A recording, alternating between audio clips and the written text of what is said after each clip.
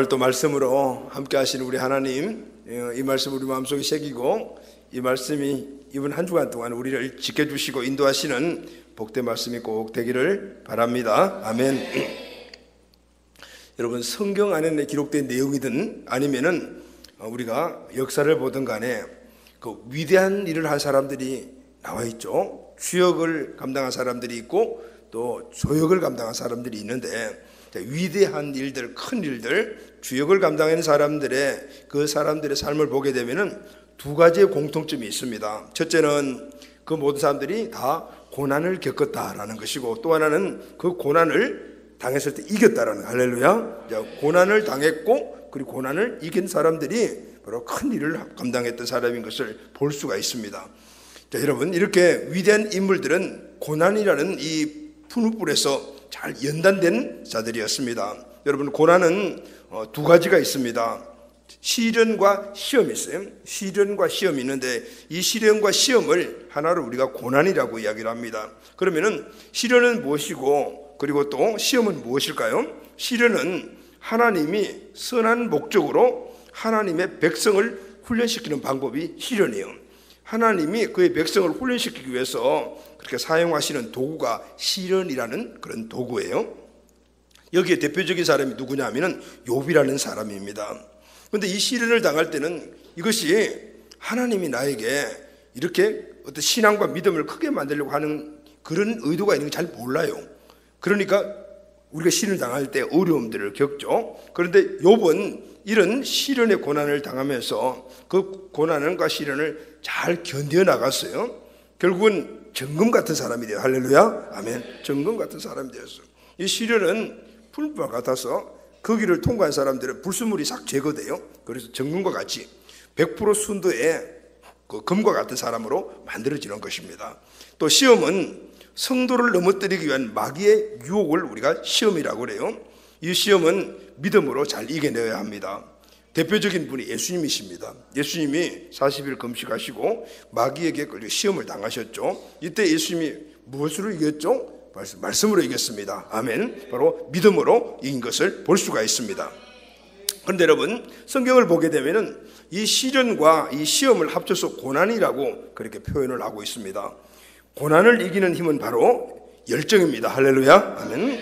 그래서 하나님께 쓰임받는 사람들은 모두가 다 열정적인 사람들이었습니다. 여러분, 고난은 밖에서 우리에게 들어오는 그런 공격, 고통이라면 열정은 내 안에서 밖으로 뿜어내는 힘이에요. 고난은 외부의 환경에서 우리에게 다가오는 것이지만 이 열정은 우리 안에서 밖으로 뿜어내는 힘이다, 능력이라. 그래서 여러분, 이 힘이 고난을 이기고 승리하게 만들어주는 겁니다. 할렐루야. 그래서 여러분, 우리가 삶 속에서 승리하는 법칙이 바로 이것입니다. 밖에서 내면으로 공격하는 이 고통보다도 내면에서 밖으로 나가는 이 능력이 강하게 되면 어떻게 밀어내버리겠죠. 그러니까 아무리 큰 고난이 우리에게 찾아온다 하더라도 내 내면에 있는 큰 열정이 밖으로 뿜어내게 되면 고난을 이길 수가 있어요. 할렐루야, 아멘.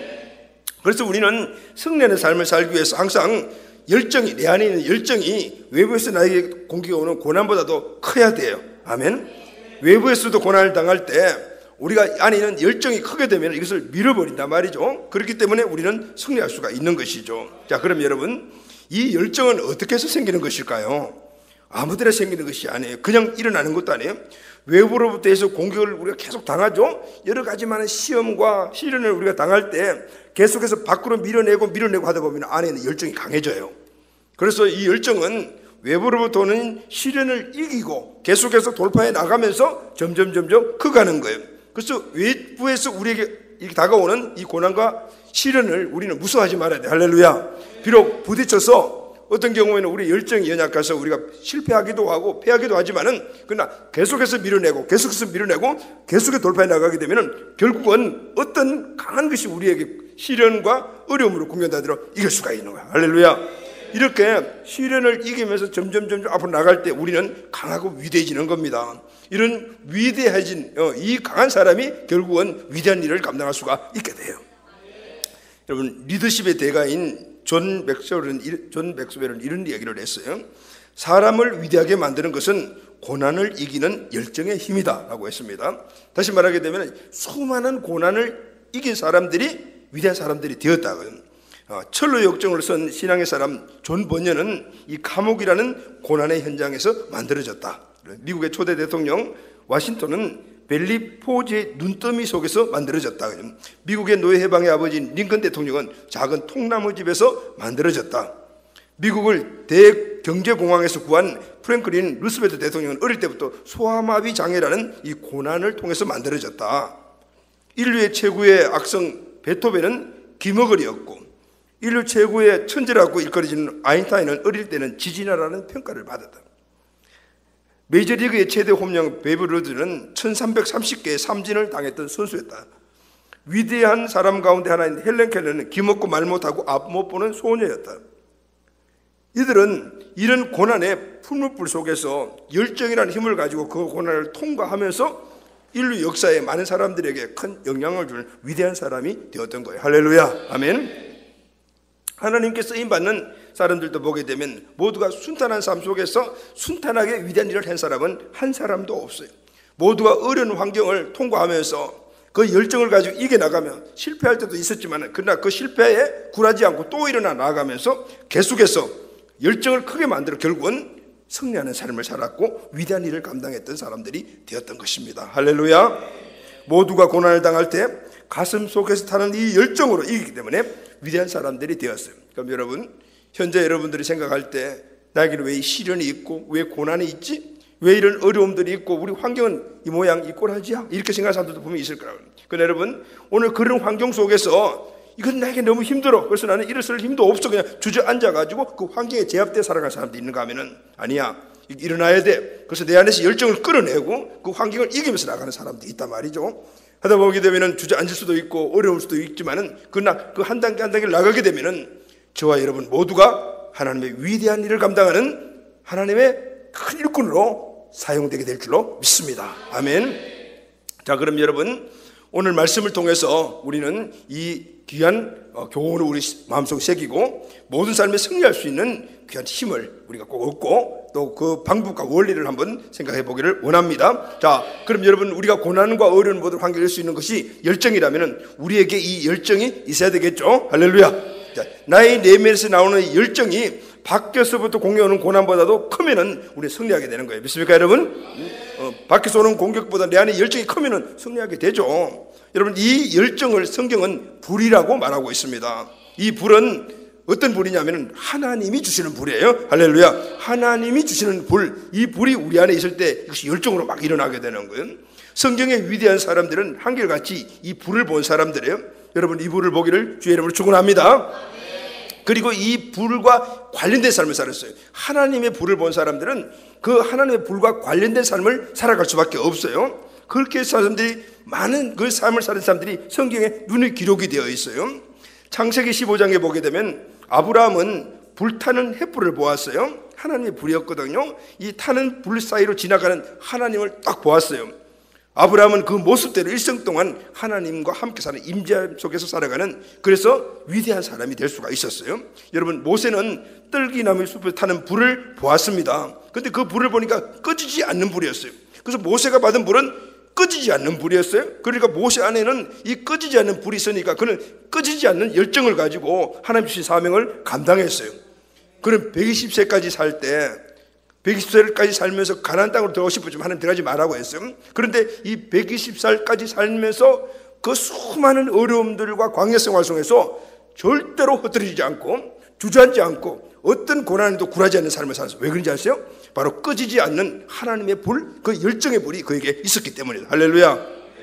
또 여러분, 성전 건축을 마친 솔로몬은 성전에 가득 임재한 하나님의 불, 영광의 임재를 보았어요. 그 불이 너무너무 강해서 사람들이, 제사장들이 예배를 서서 드릴 수가 없고 막 뒤로 막 넘어지는 이런 불을 솔로몬이 받았어요. 솔로몬이 어떤 사람이었어요?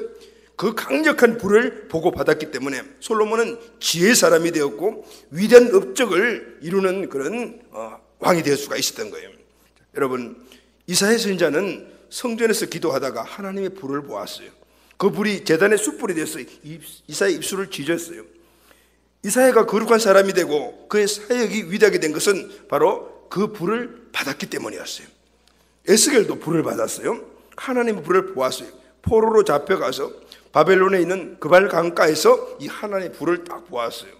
그리고 그 불 가운데서 고난받는 민족의 희망을 보고 바로 그것을 예언하고 그 일을 감당하는 위대한 사람이 되었습니다. 여러분, 다니엘도 하나님의 불을 보았습니다. 사자굴 풀무불 속에 던져진 고난 현장 속에서 끝까지 승리한 것은 바로 하나님 주시는 끝까지 인내하며 승리할 수 있는 그 불 때문이었어요.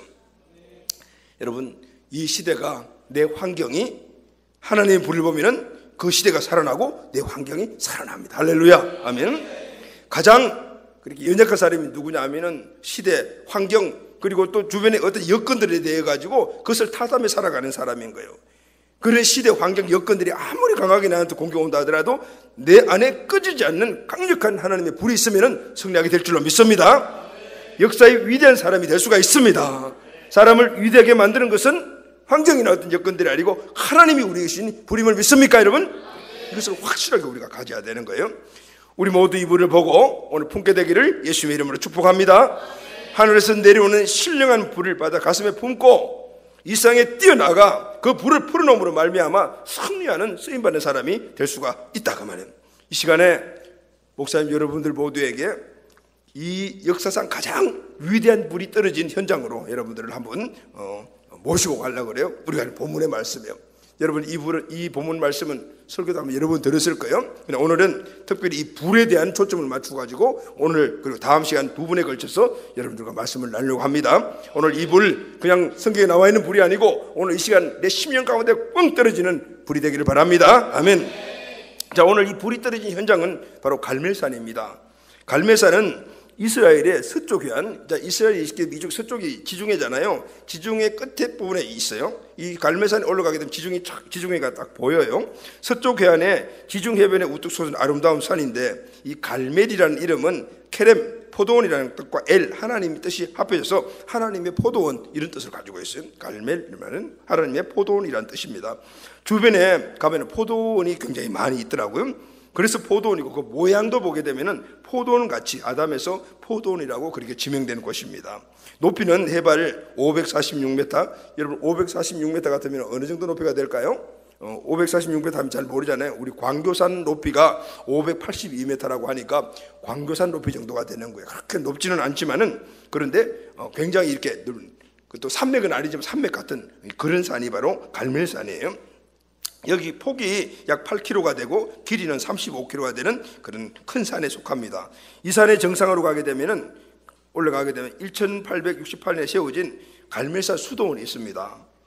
사람들은 이곳을 무라카라고 불러요. 이 말은 헬라어로 제물이라는 뜻이에요. 제물, 제사를 드린 제물 있잖아요. 제물이라는 뜻인데 이스라엘 사람들에게 갈멜산이 어디입니까 하면 몰라요. 왜냐하면 이 35km 전체가 다 갈멜산이라고 부르니까.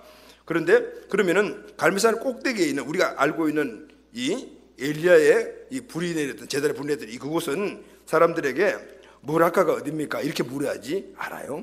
왜냐하면은 그곳에서 제물을 통한 하나님의 역사가 있었던 곳이기 때문에 그 사람들은 그렇게 알고 있어요.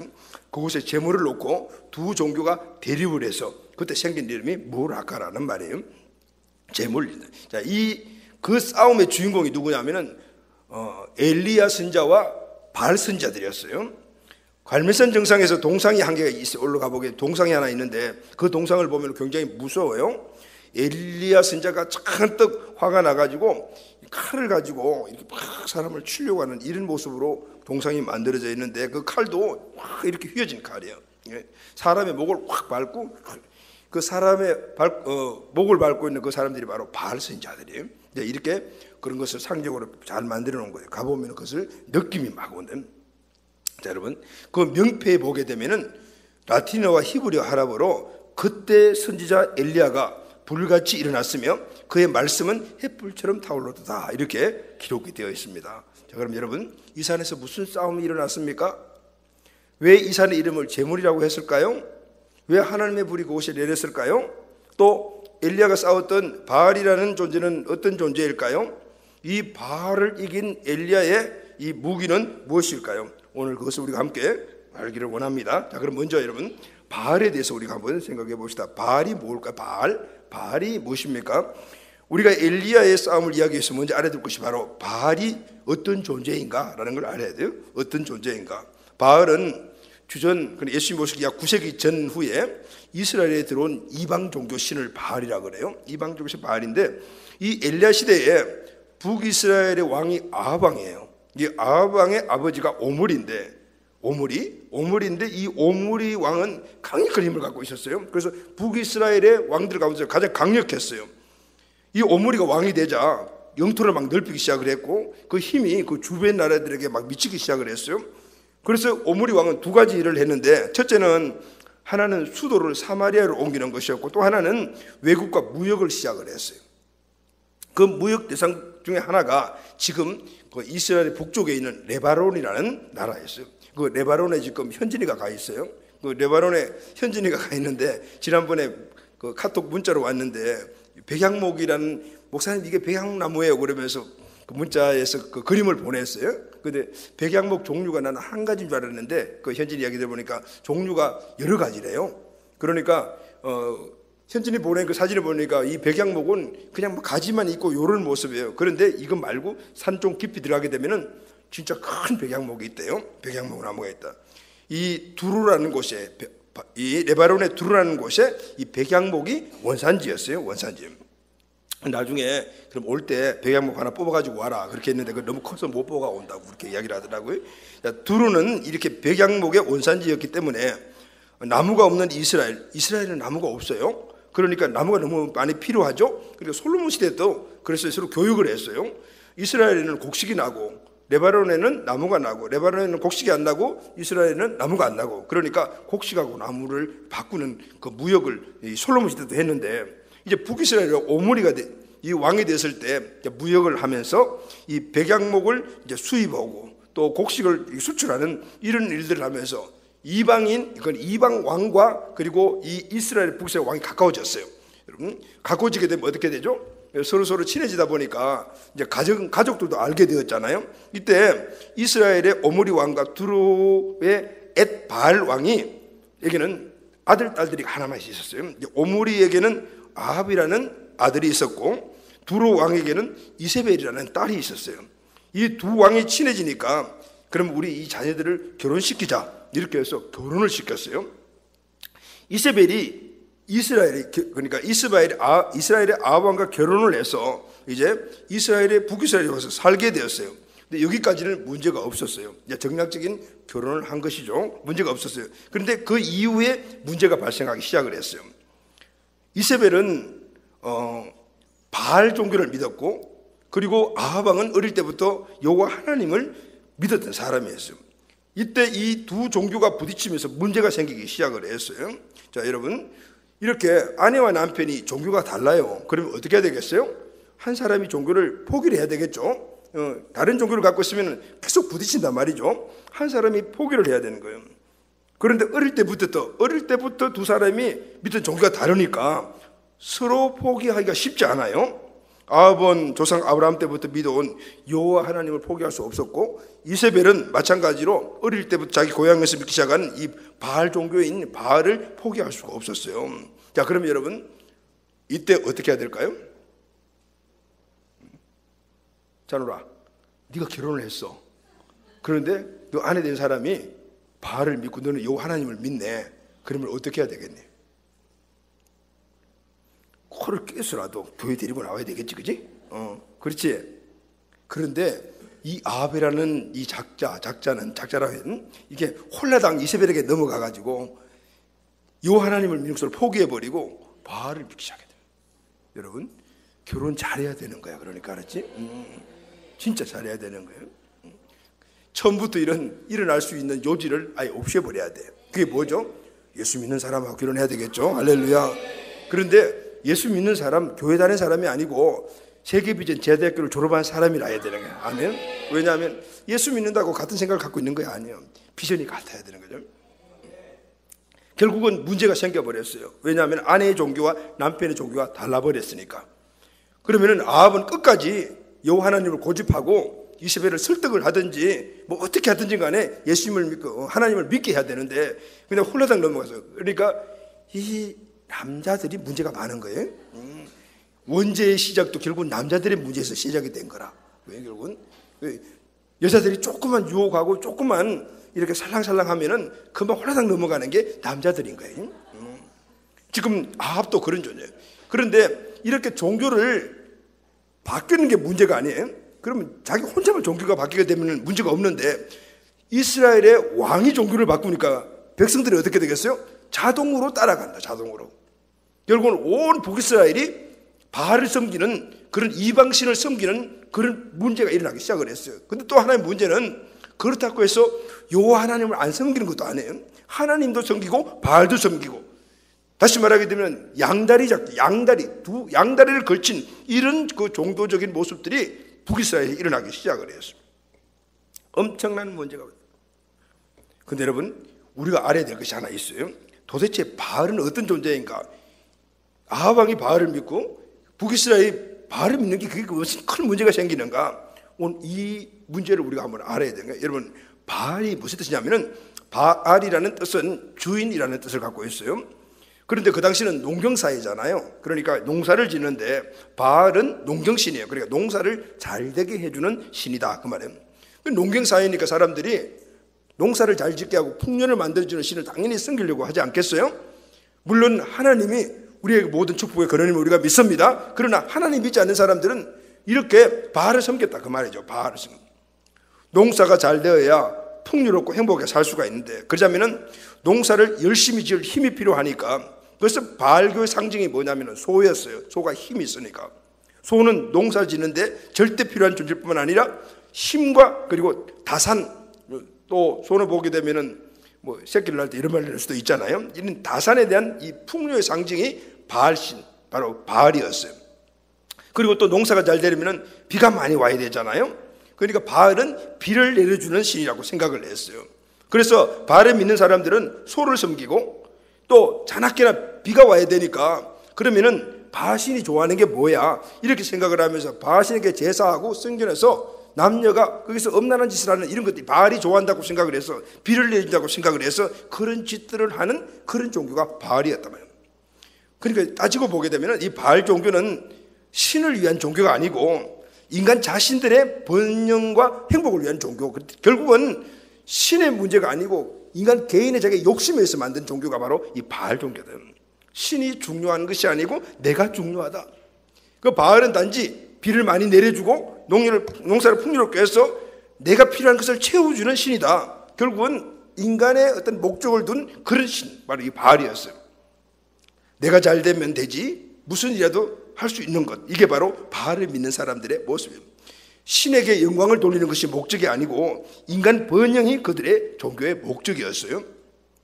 엘리야는 바로 이 바알과 갈멜산에서 생명을 걸고 싸웠다. 여러분, 엘리야가 바알의 이 신자들과 생명 걸고 갈멜산을 이유는, 이것은 그냥 단순히 종교와 종교 간의 문제가 아니었다. 엘리야가 왜 그렇게 바알과 목숨을 걸고 그런 대결을 했냐면은, 한 종교와 종교 간의 대화가 아니고 모든 인간들이 하나님 없이 살아가는 그 모든 인간들이 자기 자신의 육신의 욕구와 요구를 충족하는 그런 자기들이 만드는 우상, 다시 말하면 하나님 없다, 우리 인간이 최고다, 하나님의 주권성을 인정하지 않는 그런 것들에 대한 결투였다는 걸 이야기해 주는 거예요. 단지 종교와 종교적인 문제가 아니고 하나님을 거절하고 오늘 인간이 요구하는, 그 인간이 추구하는 것을 채워주는 그 신, 다시 말하면 인간 본인의 모습인 거예요. 내가 최고. 결국은 이 바알은 누가 만들었냐면은 인간 자신들이 만들었다. 다시 말하게 되면은 하나님을 떠난 인간들, 하나님의 주권을 인정하지 않고 하나님의 영광을 인정하지 않는 이런 인간들의 내재되어 있는 가장 강력한 하나님을 대적하는 그 모습과 바로 엘리야가 대적을 했다. 그러니까 생명 걸고 그 일을 감당했다. 삶의 객관적인 대상은 바알이었지만은, 그러나 진정한 대상은 하나님을 거절하는 인간들 자신이 만든 절대 우상, 결국은 내가 하나님이다라는, 바로 하나님이 가장 싫어하는 이 문제를 가지고 결투를 했다. 자, 그럼 여러분, 오늘 이 시대에도 우리에게 바알이 있어요. 이 바알은 엘리야가 살았던 그 시대만 있는 것이 아니라 이 바알은 오늘 또 이 시대에 우리에게도 있고 끊임없이 오늘 우리를 공격해오고 있다. 미국의 신학자 알파치노는 현대판 바알의 세 가지 우상은 이것이다라고 이야기를 했는데, 현대인을 달콤하게 유혹하여 결국 망하게 하는 세 가지의 바알주의가 있다. 그것은 바로 물질주의와 쾌락주의와 권력주의다 그랬어요. 물질, 쾌락주의, 권력주의다. 여러분, 사람은 오늘 이분이 그랬어요. 사람이 망하게 하는 것은 결국은 이 세 가지 때문이다. 첫째는 돈, 물질주의, 두 번째는 성, 쾌락주의, 세 번째는 힘, 권위주의라고 이야기를 했어요. 문제는 그리스도인인 우리 주변에도 이 바알주의가 여전히 이렇게 꽉 만연해 있고 극성을 부리며 우리를 계속해서 공격해 온단 말이에요. 오늘 아하방을 공격하고 북이스라엘을 공격했던 이 바알, 여전히 오늘 예수 믿고 그리고 오늘 신앙생활을 하고 있는 우리들에게도 끊임없이 모든 환경에서 공격해오는 그런 세 가지의 큰 우상이다. 그럼 여러분, 우리는 그러면 어떻게 하면 이것을 이겨나갈 수 있을까요? 오늘 엘리야가 오늘 바알의 우상과 이 전쟁과 싸움에서 이겼듯이 오늘 우리도 그 싸움의 원리를 알고 그리고 이길 수 있는 힘을 길러서 오늘 이 시대에 우리에게 공유하는 이 바알주의의 세 가지 우상을 이겨나가야 합니다. 할렐루야, 아멘. 자, 그러면은 첫 번째, 이 현 시대의 바알주의 첫 번째 뭐냐면 물질주의예요. 하늘에서 비만 내리면은 풍성한 수확을 거두고 그 결과 잘 먹고 잘 살면 그만이다. 이게 바로 바알 우상의 첫 번째 이야기는 물질주의 우상이에요. 종교를 가지고 있지만 하나님을 예배하는 종교가 아닙니다. 하나님을 이용하는 신앙관을 갖고 그렇게 신앙생활하는 사람들이 있다. 이런 사람들은 하나님을 믿는다고 하지만은 하나님은 경배의 대상이 아닙니다. 자신의 필요를 채우는 자동 판매기와 같은 그런 존재예요. 이것이 오늘 우리가 싸워야 될 첫 번째 바알입니다. 그래서 우리 크리스천이 싸워야 할 가장 큰 문제는 경제 문제, 돈이면 다 된다, 이런 물질주의와 계속해서 우리가 싸워나가야 되는 거예요. 그런데 여러분, 오늘 우리가 물질주의에 지는 이유가 있어요. 그게 뭐냐면은 오늘 이 물질주의에 우리가 지고 물질주의의 이 바알의 우상을 섬길 수밖에 없는 것은 우리가 견디지 못하는 것이 있어요. 우리가 견디지 못하고 참지 못하는 게 있는데, 그게 뭐냐면은 가난한 것, 부족한 것, 궁핍한 것 못 참아. 뭔가를 많이 갖고 있어야 돼. 부족함이 있으면 그걸 견디지 못하는 거예요. 그러니까 계속해서 물질주의를 추구하고 그 물질주의를 추구하니 바알에게 계속해서 넘어가게 되는 거예요. 여러분, 오늘 우리에게 있어서 물질이 필요해요. 이 땅에 살아가는데 필요하잖아요. 그런데 그것이 과다한 욕심이 되어버리는 거야. 조금 우리는 궁핍하게 살아가는 그런 삶의 모습도 우리가 가져봐야 되는 거예요. 그래야만이 정말 하나님 주시는 물질이 중요하다는 걸 알게 되는 거예요. 그런데 갖고 있어 보게 되면은 이게 부족하다고 느껴지는 거예요. 왜냐하면 세상이 주는 그런 많은 것들이 쾌락과 이런 게 보게 되면 세 가지 하나가 되는데, 이런 것들을 내가 갖고 그것을 누리려고 하면은 지금 갖고 있는 가지고 안 되는 거예요. 그러니까 뭐가 있냐면 가난의식이 오는 거예요. 부족의식이 오는 거죠. 궁핍하다는 거죠. 더 채워야 되겠다는 거예요. 쉽게 말하면 25평 앞에 사니까 너무너무 좋았는데 조금 지나다 보니까 이게 35평이 더, 그러면 25평 사는 내가 자신이 가난하게 보이는 거야. 그건 가난해, 부족해, 아니 35평으로 가. 이런 것들이 생각하니까 물질에 대한 그 욕심과 추구하는 것들이 계속해서 커진단 말이에요. 이게 바로 바알이 오늘 우리에게 공유한 첫 번째 물질주의의 우상이에요. 여러분, 부족한 것도 우리가 참아봐야 돼요. 할렐루야, 아멘. 우리가 참아보고 가난한 것도 우리가 한번 견뎌봐야 되는 거예요. 그래야만이 오늘 진정으로 부족한 사람과 가난한 사람들, 그 사람들 도울 수 있는 힘도 우리에게 생기는 뿐만 아니고, 오늘 이런 부족함을 느낄 때 하나님이 거기서 부어주시는 그 은혜에 대해서 감사함이 넘치게 될 줄로 믿습니다. 그래서 우리는 이 바알과의 이 물질주의 우상에서 우리가 이기기 위해서는 항상 오늘 이 물신에 대한 부분들, 물욕에 대한 욕심을 버리고, 그리고 하나님이 채워주신 것에 감사하는 마음으로 살아갈 때 우리가 이겨나갈 수가 있다. 할렐루야, 아멘.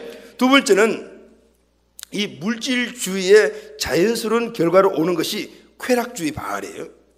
옛날에 바알 종교를 믿는 사람들은, 그 종교를 섬긴 사람들은 성전에서 바알을 섬기고 난 다음에 후에 간음을 했어요. 왜냐하면 비를 많이 내려준다라고 생각해요.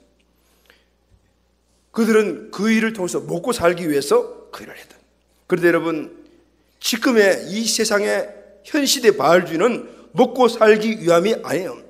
스스로 몸 안에 신나는 쾌락, 육신의 정욕을 채우기 위해서 그렇게 성적 타락에 빠지는 것들을 많이 볼 수가 있어요.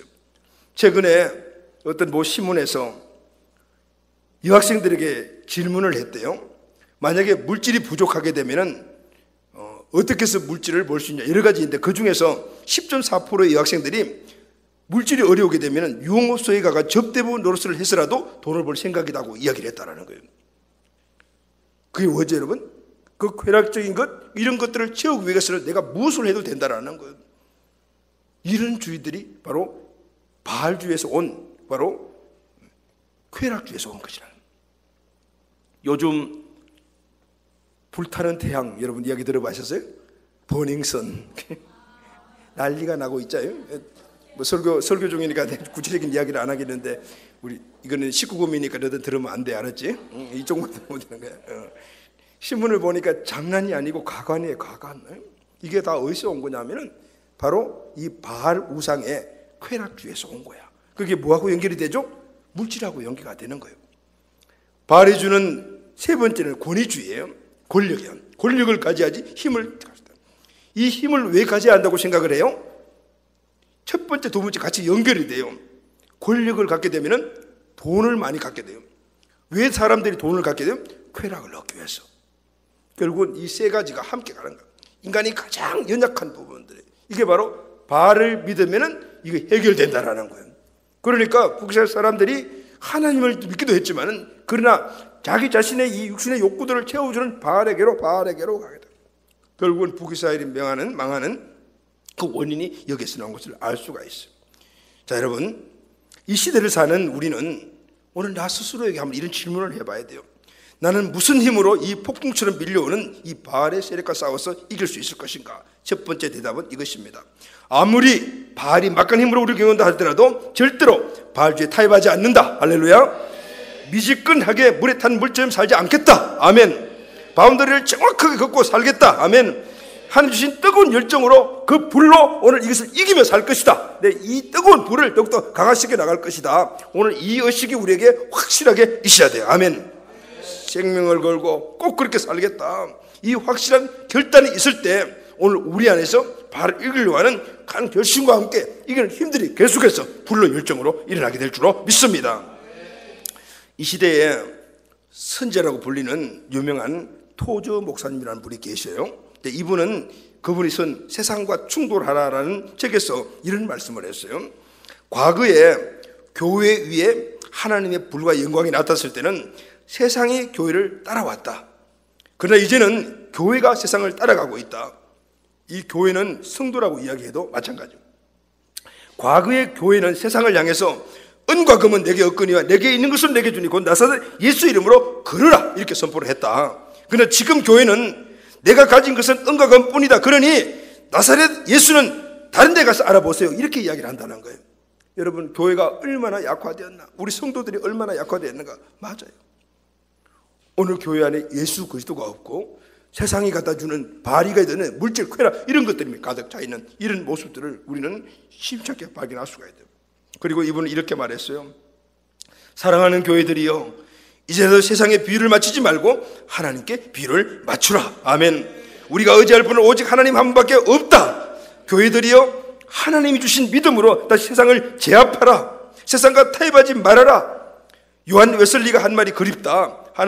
요한 웨슬리는 바로 감리교를 창설한 분이시잖아요. 이분이 이런 이야기를 했어요. 하나님, 저에게 죄를 두려워하지 않는 것 외에는 아무것도 두려워하지 않고 하나님 외에는 누구에도 무릎 꿇지 않고 절하지 않는 100명을 주십시오. 그럼 제가 세상을 변화시키겠습니다. 이렇게 이야기해서, 여러분, 하나님 외에는 누구도 두려워하지 않고 하나님 외에는 누구 앞에도 무릎 꿇지 않는 그 한 사람이 여러분이 되시기를 예수님의 이름으로 축원합니다. 이 사람들이 세상을 변화시킬 수가 있는 거예요. 토저 목사님의 말대로 우리는 세상 풍조와 세상적인 가치와 타협해서는 안 됩니다. 웨슬리의 말대로 제 외에는 그 무엇도 두려워하지 않고 하나님 외에는 경배하지 말아야 합니다. 그러면은 문제는 그 대책이에요. 그러면 문제는 그 대책인데 어떻게 하면 우리는 이 세상과 타협하지 않고 믿음으로 세상을 제발 살 수 있는가? 바로 불이에요. 여러분, 오늘은 불이 우리에게 열정이요, 이것이 모든 삶을 이기는 승리하는 운동이라는 말씀드리고, 다음 주에는 오늘 이 불을 받는 확실한 방법에 대해서 여러분과 함께 나누려고 해요. 여러분, 답이 뭐라고요? 불입니다. 할렐루야. 세상이 바알이 아무리 세 가지의 강력한 힘을 가지고 우리를 공격한다 하더라도 내 안에 있는 열정, 하나님 주신 불이 강하게 되면 그것을 너끈히 이겨나갈 수가 있게 되는 거예요. 그것이 바로 갈멜산에서 엘리야에게 내렸던 그 핵심, 하나님의 불이었단 말이죠. 이 하나님의 불이 우리 인생의 모든 삶을, 성패를 결정하는 거예요. 오늘 우리가 읽었던 본문의 말씀을 보면은 그 말씀이 나와요. 그거 만들었니? 자, 그러면 우리 다 같이 열왕기상 18장 36절에서 40절 말씀, 하나님의 불이 떨어졌을 때 어떻게 이겼나, 이것을 우리가 이 말씀을 통해서 한번 같이 보도록 합시다. 다 같이 한번 읽어봐요. 시작. 저녁 소재 드릴 때에 이르러 선지자 엘리야가 나아가서 말하되, 아브라함과 이삭과 이스라엘의 하나님 여호와여, 주께서 이스라엘 중에서 하나님이신 것과 내가 주의 종인 것과 내가 주의 말씀대로 이 모든 일을 행하는 것을 오늘 알게 하옵소서. 여호와여, 내게 응답하옵소서. 내게 응답하옵소서. 이 백성의 주 여호와는 하나님이신 것과 주는 그들의 마음을 대륙이심을 알게 하옵소서 하며, 이에 여호와의 불이 내려서 번제물과 나무와 돌과 흙을 태우고 또 도랑의 물을 핫은지라. 모든 백성이 보고 엎드려 말하되, 여호와 그는 하나님이시로다. 여호와 그는 하나님이시로다 하니, 엘리야가 그들에게 이르되 바알의 선자를 잡되 그들 중 하나도 도망하지 못하게 하라 하며 곧 잡은지라. 엘리야가 그들을 기손 시내로 내려다가 거기서 죽이니라. 여러분, 여기 답이 나와 있죠. 엘리야와 바알 선자의 대결에서 엘리야 선자가 이긴 것은 하늘에서 내린 불이었어요. 할렐루야. 그 불이 오늘 이 바알의 선자들을 완전히 초토화시켜버리고, 결국은 바알의 선자들이 오늘 엘리야의 손에 잡혀 다 죽임을 당하는 이런 결과에 이르게 되었던 것입니다. 여러분, 바알이 아무리 오늘 이 시대에 강력한 그들의 세 가지 힘을 가지고 우리 공격한다 하더라도, 여호와의 불이 내릴 때 그 여호와의 불을 우리가 받게 되고 그것이 우리에게 끊지 않는 열정, 강한 열정이 되게 되면 오늘 이 사실이 우리 삶 가운데 그대로 이루어지게 될 줄로 믿습니다. 바알과 이기기 위해서는 우리는 하늘의 불을 받아야 합니다. 아멘. 자, 오늘 여러분들과 함께 기도할 때, 하나님 오늘 우리에게 하늘의 불을 내려 주시옵소서. 오늘 이 불을 받은 자들이 뜨거워지는 거예요. 그것이 열정으로 바꿔지는 거고, 그 열정이 커지게 되면은 바울이 아무리 우리 삶 가운데서, 내 삶 안에서 모든 것들을 가지고 공격하더라도 우리가 이길 수가 있는 거예요. 공격을 하는 힘보다도 열정의 힘이 강해지게 되면 이길 수가 있다고 말이죠. 그 힘은 바로 여호와의 불이에요. 오늘 내가 했던 각오, 결단이 아니고 하나님 직접 오늘 우리에게 부으시는 불인 줄로 믿습니다. 우리를 유혹하고 공격하는 수많은 바알들을 이기기 위해서는 항상 우리 하나님의 불을 받고 그 불이 우리에게 활활 타는 열정의 불이 되어야 될 줄로 믿습니다. 아멘.